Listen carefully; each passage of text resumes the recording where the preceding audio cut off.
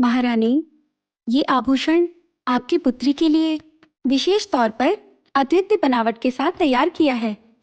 ऐसे आभूषणों को आज तक किसी भी राजकुमारी ने नहीं पहना है। बस करो, ये आभूषण तुमने तैयार करवा लिए हैं, इस कारणवश इसकी इतनी प्रशंसा मत करो। मुझे तो ये सामान्य ही लग रहे हैं। नहीं महारानी, इसकी बनावट सही में अद्वितीय है। देखो सेविका, मुझे केवल अद्वितीय नहीं चाहिए, वो अत्यंत सुंदर होने चाहिए। मेरी पुत्री सर्वगुण संपन्न और मानो सुंदरता की मूरत है। वैसे ही उसके आभूषण भी उसी के जैसे सुंदर होने चाहिए। इसे लेकर जाओ और अद्वितीय आभूषण लेकर आओ। मैंने कहा ना। महारानी, जब मैंने पहले आपको ये आभूषण राजकुमारी सीता के लिए दिखाया तब आपने प्रशंसा की थी, और अब राजकुमारी उर्मिला के लिए दिखाए तो आपने मना कर दिया। आपको दत्तक पुत्री सीता से अधिक आपसे जन्मी हुई उर्मिला से अधिक प्रेम है ना महारानी? नहीं, ऐसा कुछ नहीं है। मैंने मेरे सभी बच्चों से समान रूप से प्रेम किया है। मैंने अपने बच्चों में कभी भी भेदभाव नहीं किया। मेरे पालन पोषण के प्रति इस तरह बात करने वाली तुम कौन हो? महारानी, बस करो तुम्हारी ये असंबद्ध बातें और ले जाओ ये सारे आभूषण। अगर दोबारा तुम्हें ऐसी बातें करनी हो तो यहाँ प्रवेश मत करना। जाओ यहाँ से।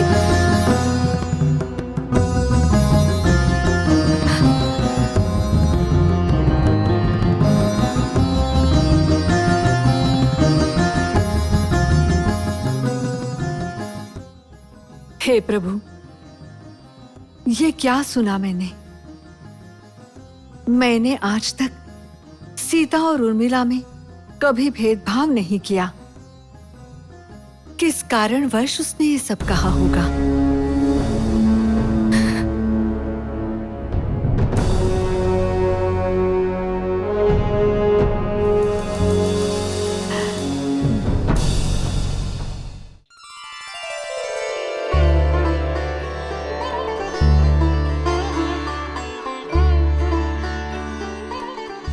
भ्राताश्री, ये कितना अद्भुत बदलाव है हमारे आगमन के समय के वातावरण में और अभी के वातावरण में कितना अंतर है। लक्ष्मण, जैसे सूखी भूमि में दरार पड़ जाती है और गंगा के प्रवेश से वहां हरियाली आ जाती है, वैसे ही श्री राम के प्रवेश से इस आश्रम में जीवन आ गया है।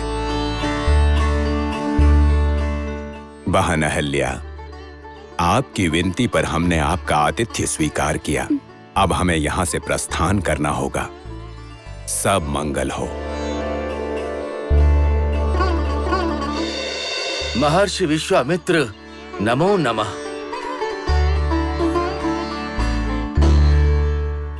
ओह महर्षि गौतम, आपके अप्रत्याशित आगमन से बहुत प्रसन्नता हुई। आपने हमारे आश्रम में प्रवेश किया और श्री राम ने भी। दशरथ पुत्रों को यहाँ देखकर ये धरती पावन हो गई। आपका सत्कार करना हमारा परम धर्म है और मैं अपने इस कर्तव्य का पालन करूंगा। आपके आदर सत्कार के लिए मैं उपस्थित हूँ। श्री राम, अहिल्या के आतिथ्य को स्वीकारने से महर्षि गौतम के दर्शन प्राप्त हुए।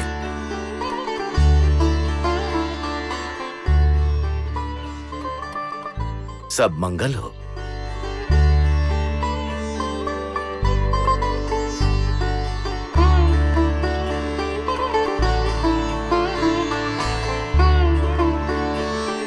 श्री राम, लक्ष्मण, आपके आगमन से हमारा मृत पड़ा हुआ आश्रम आज जीवित हो गया है।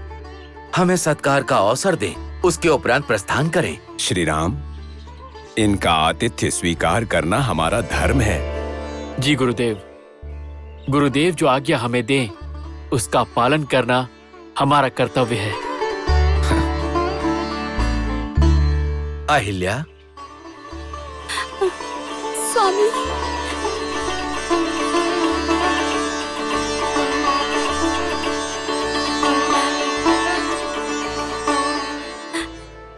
स्वामी,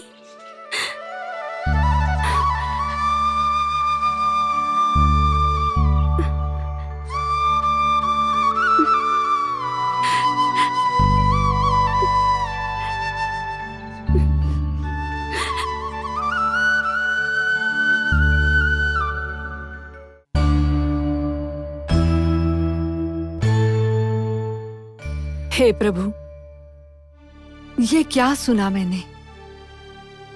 मैंने आज तक सीता और उर्मिला में कभी भेदभाव नहीं किया। किस कारणवश उसने ये सब कहा होगा?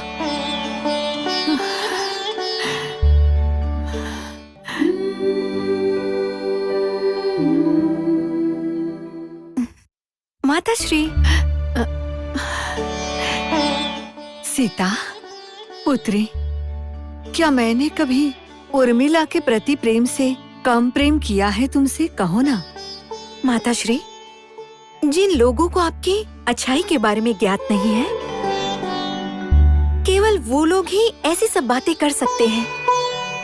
अगर ऐसा है तो मैंने तुम्हारे विषय में कभी भी पक्षपात नहीं किया, है ना पुत्री? नहीं माताश्री, नहीं। आपने मुझे अपनी पुत्री मानकर प्रेम किया है, ऐसा केवल आप जैसी माँ ही कर सकती हैं। मैं यदि किसी अन्य माँ के गर्भ से जन्म लेती तो कोई मुझे इतना प्रेम नहीं करता जितना प्रेम आप मुझसे करती हैं माताश्री। सीता, तुम्हारी बातें ऐसी लगती हैं जैसे धूप में तड़पते हुए को छांव मिल गई हो। तुम्हारे मुख से निकली बात जैसे अनुभवी और सीधे हृदय से निकली हुई लगती है। किंतु इसमें कोई भी शंका नहीं है माताश्री, इस राजमहल में माता, पिता और सभी बहनें निर्मल रूप से और निस्वार्थ भाव से एक दूसरे से अत्यंत प्रेम करते हैं माताश्री। तुम्हारी भावनाएं यहाँ हर किसी की भावनाओं की तरह बन गई। किसी ने तो हमारे मध्य कड़वाहट लाने का प्रयास किया, पर वो सफल नहीं हो पाया। इस कारणवश मुझे कोई चिंता नहीं है। हाँ, कोई चिंता नहीं है अब मुझे।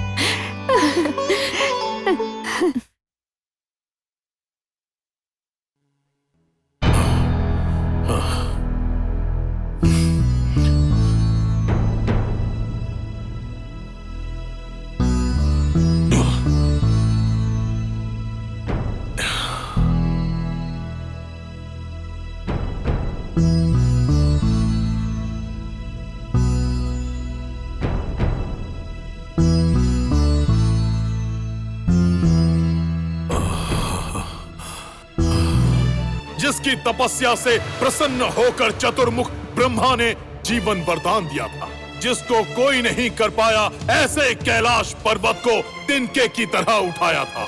मैं विश्रवा का पुत्र हूँ, पुलस्त का पौत्र, रावण, दशानन रावण।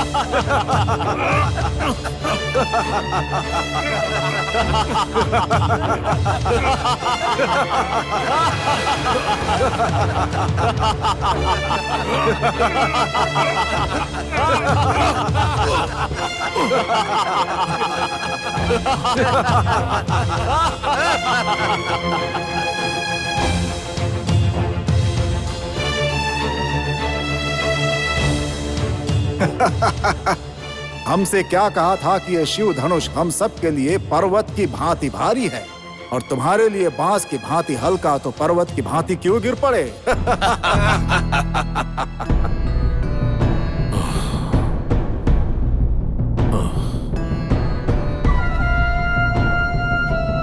प्रभु लंकेश्वर को मेरा सादर प्रणाम।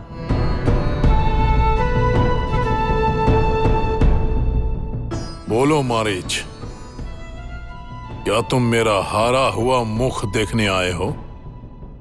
महाराज, यदि आपका हारा हुआ मुख है तो विचार कीजिए कि मेरी क्या अवस्था होगी। महाराज, मैं मेरे मन के दुखों को व्यक्त करने आया हूं। स्वयंवर में हुए अपमान को मैं सहन नहीं कर पा रहा।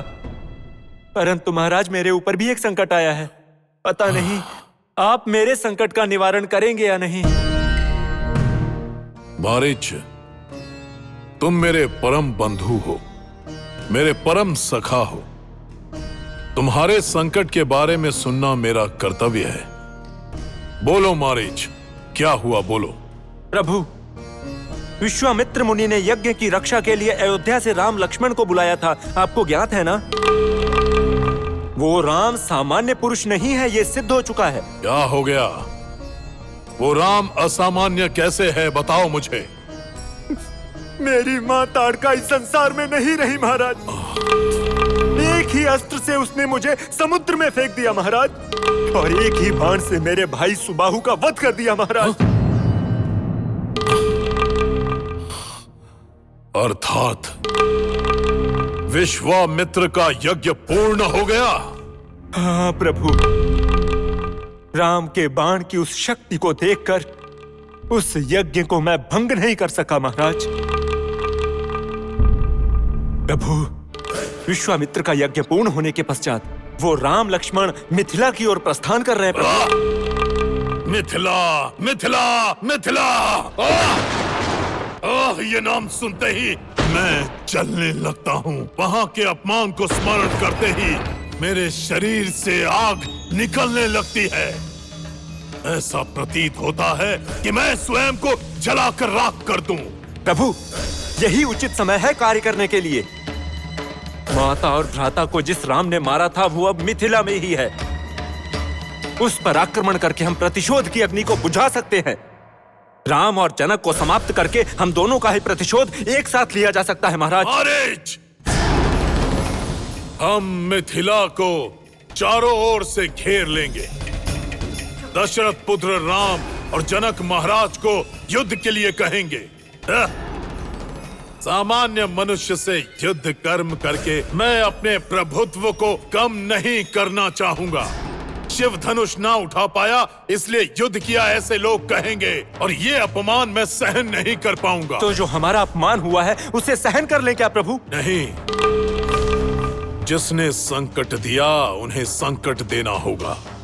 यदि हम नहीं दे सके तो क्या अन्य लोगों से दिलवाएंगे। अन्य लोगों से?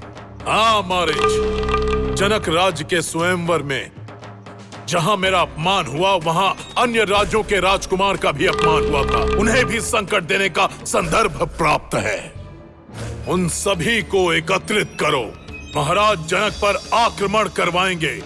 चारों ओर से घेर लो मिथिला को।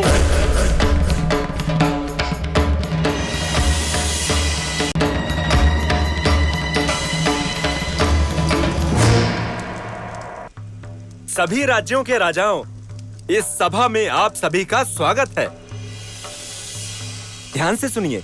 प्रभु लंकेश्वर दशमुखा रावण ने आप सभी के लिए सादर नमन भेजा है, और साथ में आप सभी को लंकेश्वर रावण ने एक संदेश भी भेजा है। हे मारीच, हम सभी लंकेश्वर का संदेश सुनने के लिए व्याकुल हैं। हाँ मारीच, लंकेश्वर का आदेश हमारे लिए वेद वाक्य है। ये सुनना हमारा भाग्य है। बहुत प्रसन्न हुआ, मैं बहुत प्रसन्न हुआ। आपका रावण प्रभु के ऊपर इतनी भक्ति और गौरव को देखकर उन्होंने ही सभा में आप सभी को आमंत्रित किया है। इसीलिए आप सभी के विचारों को सुनकर लंकेश्वर प्रभु के आशीर्वाद से उनका भेजा हुआ संदेश आप सभी को सुनाता हूँ। आप सभी विचार विमर्श करने के उपरांत निर्णय लें।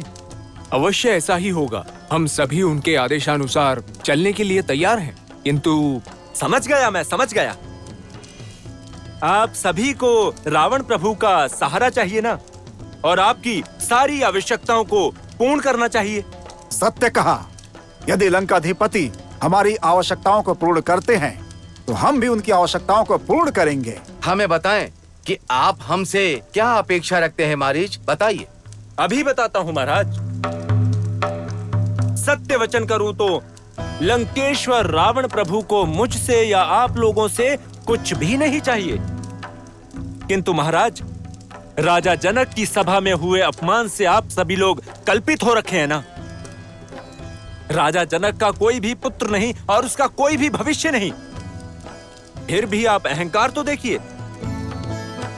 सभी के अपमान का प्रतिशोध लेने का यही उचित समय है। हमारे साथ जो अन्याय हुआ है उसका प्रतिशोध लेना चाहिए क्या? हाँ, शिव धनुष आप उठा नहीं पाए, इसका अर्थ ये नहीं कि आप सभी पराक्रमी नहीं हैं, परंतु राजा जनक ने कपट किया है। मारिच, इसमें कृत्रिम क्या है? बताता हूँ।